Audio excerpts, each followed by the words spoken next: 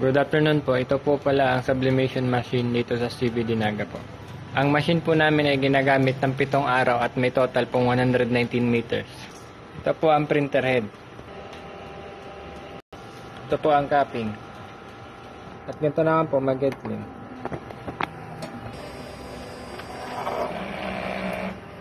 Pagkatapos po mag-get clean, ipupunasan ng wiper. Ito po ang nozzle check. Wala po kaming branch full payment.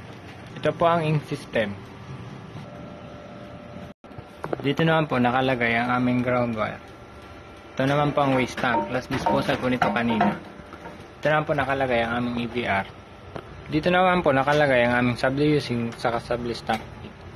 Bali nandito naman po yung mga bagong dating na ink, yung mga puppy jet po. Dito naman po nakalagay ang media ng papel. Ito naman po ang sublimation output record. Ito po ang printer daily checklist. Updated naman po.